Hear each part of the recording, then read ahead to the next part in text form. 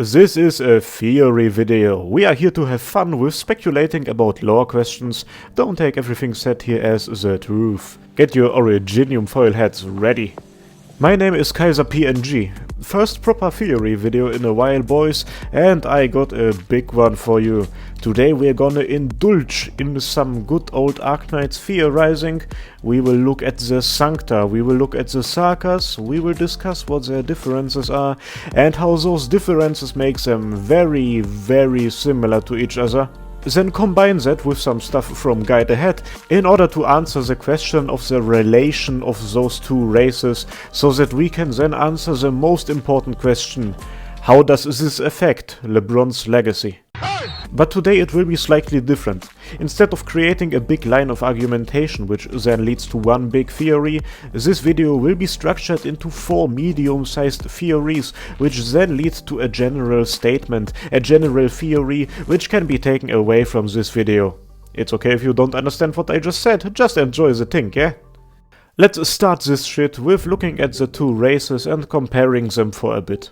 Sancta are based on angels, the Sarkaz on demons and or devils. The Sancta live in Laterano, one of the nicest and prettiest places in Terra. The Sarkaz come from Kasdel, a place that's being ripped apart by unrest and war for a very long time. The Sancta live in peace, the Sarkaz seem to be in a constant state of infighting and civil war.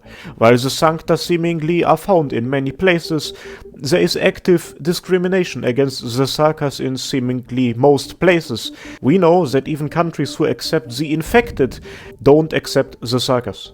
All in all, we can pretty much say that the Sarkaz seem to always take the L. The most important thing to take away from this comparison, though, is that those two groups of people are the exact opposites of each other. One are the angels who everybody loves and build their own paradise city, the others are the demons who get the worst treatment and have constant infighting. Let's take a look back at history. The history of the Sancta is pretty simple. Thousands of years ago, the armies of the devil were slaughtering them, then the first saints appeared and told them to follow them. They led the Sancta to where the bell tower, or the Tower of Revelations, is standing, and then built Laterano together, a paradise, a society in peace and with no infighting, with gun-type arts units that make them strong enough to fight off others, while an inner instinct prevents them from using them on each other. Keep those first saints in mind and let's jump to Guide Ahead. In the event, a Sarkaz Sancta mixed-raced homie named Kekelia walks up to the Tower of Revelations, sings a Sarkaz song and makes the bells toll for the first time in thousands of years. To be precise, for the first time since the first saints were around. Why was a half Sarkaz doing Sarkaz things able to activate a thing that is so integral to Sancta history and culture? Let's talk about that tower real quick. When it was activated, the event gave us this text. The air is trembling, as though something is manifesting from nothingness. A surge of power, pure power, nothing like any Originium arts known to men. An ancient construction is being awakened. A forgotten sound is about to ring out far and wide. Pure power? No Originium arts? I'm gonna be real with you, the tower, the law, all that weird powerful stuff holding Laterano up is probably just another machine similar to the sarcophagus. In Executor's files we find an extract which makes me assume that. Random bozos talk about what the law could be, maybe a form of Originium arts, and Kaltzit, who overhears that, starts laughing.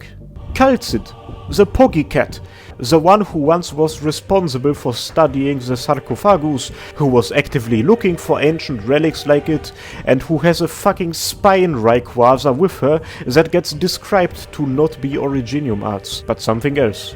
When Anduin and Big Pope Man went to look at the law in Guide Ahead, Anduin said that the law is not something you believe in, it's something that's actually there.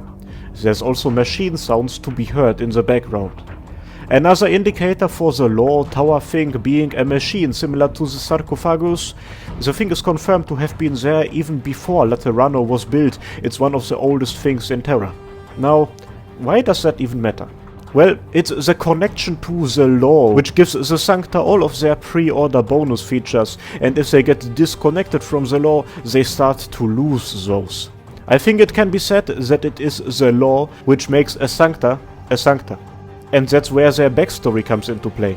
The Saints took them and brought them to the bell tower, and I say that that point, when the first Saints were walking, Laterano was being constructed around the tower, and when the bells were still ringing, was the point of the creation of the Sancta race. The first Saints found this whole thing, they brought them there, established a connection, and boom, the Sancta were created. But who were they before that? Well, remember who was able to activate the bell tower? This brings us to theory 1. The Sarkaz and the Sancta have a common origin. The Sancta originally were Sarkaz, who left the rest of their people. In the context of this theory, this part of their history is interpreted as them escaping from the constant infighting of the Sarkaz. The foundation of Laterano, the usage of guns, and the law make sure that there is no infighting within Laterano. That's why Kekelia was able to activate the bell tower, because she is similar to the first Saints, and that's also why Sarkaz are not allowed within Laterano out of the fear that they might activate the tower by accident and uncover that secret. Or to put it simply, the first Sancta were Sarkaz who abandoned the rest of the Sarkaz and connected themselves to the law in order to become Sancta. Maybe that's why the icon of Laterano shows both a halo and horns. Now, all this might seem like a very goofy thing to say, but let me tell you, as the video goes on, it is gonna make more sense. Or not. I won't make decisions for you. That was the first theory for today. Now let's connect this to Blue Tongue Girl. I advise you to watch my video on Mostima, because I don't want to repeat too many things in this video that I already said in that one. Also, an understanding of what happened to Mostima will just be helpful to you for life in general. One time, Mostima used her gun to shoot at another Sancta, a direct breach of the law, which caused her to turn into a fallen angel. All Sancta features fade away or get weaker, but she now gets the features of a Sarkaz as add-on material on top. Now, this next couple of sentences are just pure speculation, but while the wings and halo are things that kind of float around your body in the air, the horns and the tail actually properly grow out of your body. With the Sancta features, we can say that the law or some mighty entity makes them appear and disappear. Yet with Mostima's horns, and I assume most Sarkaz horns, we can say that they properly grow out of their bodies. They don't just get attached to them from the outside. There are enough reasons to say that the Sarkaz features are fully biological and physical in nature, the result of their genes. Genes, eh? In Guide Ahead we meet this little homie right here. Her name is Kekelia and she is of a mixed Sarkaz Sancta descent. If the fact that an angel and a devil were capable of breeding with each other is not mad enough, let me tell you, when a Sancta and a non-Sancta fuck, the kid they spawn will always have the race of the non-Sancta parent. Always. But with Kekelia, she just straight up is both. She has the features of a Sarkaz and the features of a Sancta. This to me is one more proof point for theory 1, but more importantly, we can use her to understand Mostima. Those two are similar in the sense that they both have the double race features and that their blood is heavily implied to be very similar. And that's where we get to theory 2. Every Sancta has recessive Sarkaz features inside of them, however, they get actively suppressed by their connection to the law. Getting disconnected from the law by, for example, shooting another Sancta effectively ends this suppression and allows the Sarkaz features to exist and grow. That's what happened to Mostima. Reject Sancta, return to Sarkaz. If this was true, that would also mean that the law treats a Sancta and a Sarkaz mixing as an offense on the same level as shooting another Sancta, which would be absolutely mad. But also just would be another proof point for theory 1, because it would show just how much the law does not want the Sancta and the Sarkaz to be together. And this exact last sentence, feel free to rewind, leads us to theory 3. It is said multiple times in the Guide Ahead content that the Sarkaz and the Sancta have been hating and killing each other for an eternity. That active aggressive attitude, to put it mildly, can be seen from both sides. In W's files we read about how the Sarkaz kill the Sancta and take their guns and stuff as trophies. The Sancta's hatred for the Sarkaz can also be seen. Mostima has to hide her horns in Laterano, Kekelia's family situation was a horrible scandal, and also there was this one very particular Fiammetta moment in Guide Ahead. I can't be the only person who, while reading the event, thought that it was a very weird thing that Fiammetta decided to attack a Sarkaz woman on the open street just because she was a Sarkaz.